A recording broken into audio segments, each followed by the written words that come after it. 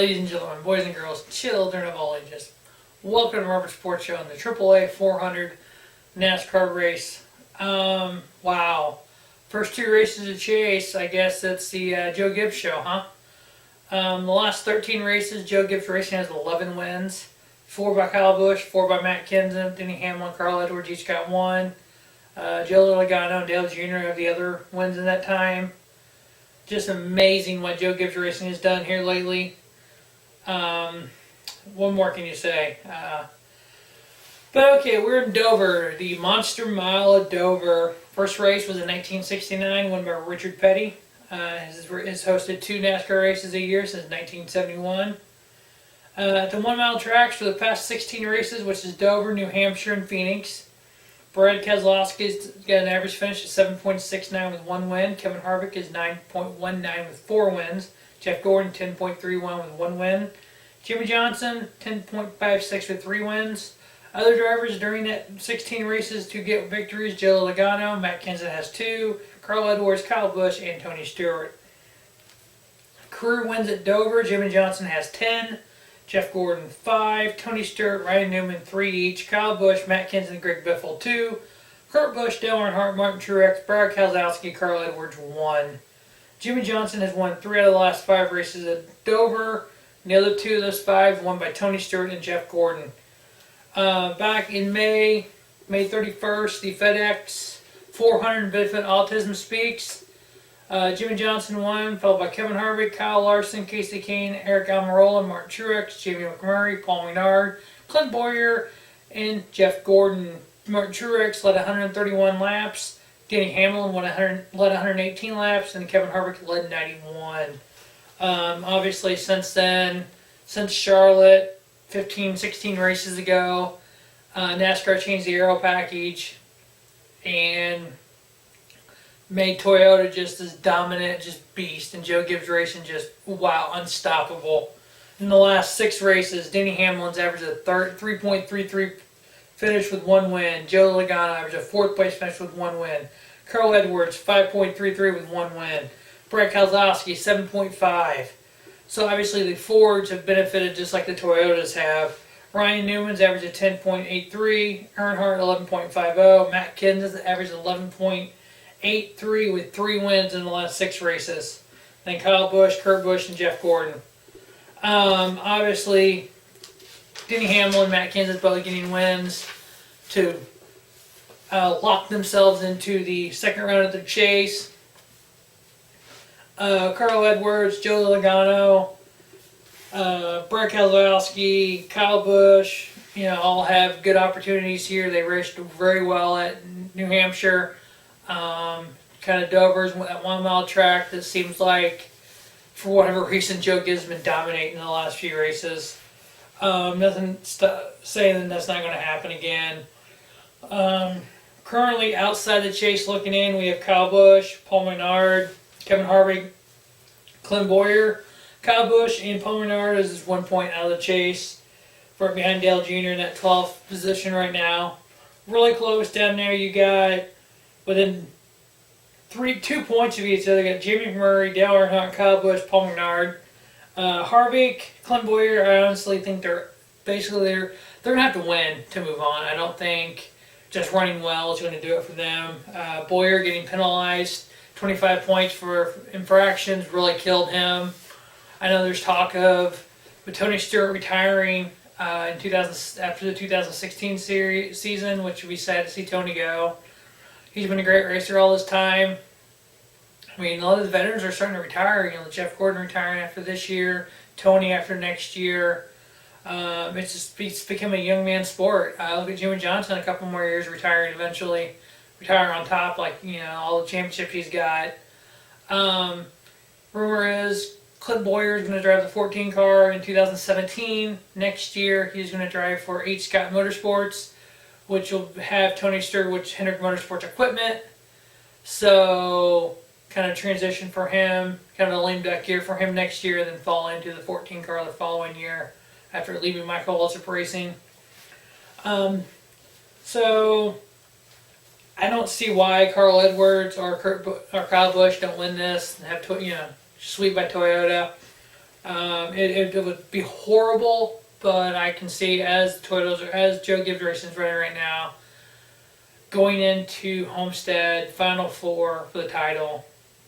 Kurt Busch, Carl Edwards, Denny Hamlin, Matt Kenseth.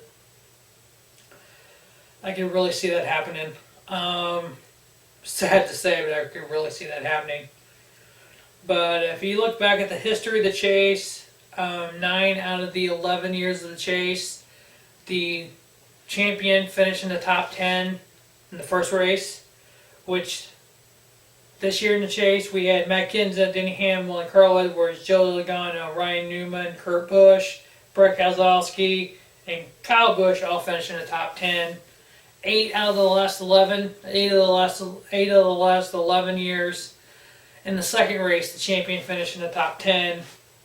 So Matt Kenseth, Denny Hamlin, Carl Edwards, Joe Logano, Jimmy Johnson, those might be one of your champions. So based on previous years. And then the third race of the chase, and every other year, 8 out of the 11, the drivers finish in the top 10 when they win the championship. So if you look at previous years, only one time has the champion finished outside the top 10 in all 3 races and then went on to win a championship in the first 3 races. There wasn't a knockout then, so that could play a role. But typically, the champion's always been right there at the top. So drivers to win the first race of the chase and go on to win a championship in 2004, Kurt Busch. 2011, Tony Stewart. 2012, Brett Keselowski. Does that fit well for Denny Hamlin? Drivers go on to win a championship, and they won the second race. Jimmy Johnson twice, 2009 and 2010. Tony Stewart in 2011. So what's that do for Matt Kenseth? In those years, Tony Stewart won both of the first 2 races of the chase. In 2009, Jimmy Johnson finished 4th and 1st. And then Kurt Busch in 2004 finished 1st and then 5th. So, only in 3 times the winner of the third race went on to win a championship. In 2008, Jimmy Johnson. 2012, Brett Keselowski. 2013, Jimmy Johnson. So,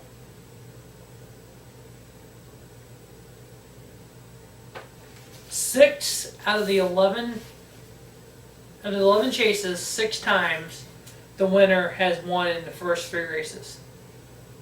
So, my pick to win here, Carl Edwards, Kyle Busch. I want to see Kyle get knocked out. Don't like Kyle Busch, as I've said before. I'd be fine with Matt Kenseth being a champion. That's the only Joe Gibbs. Carl Edwards, I'd be fine with him too.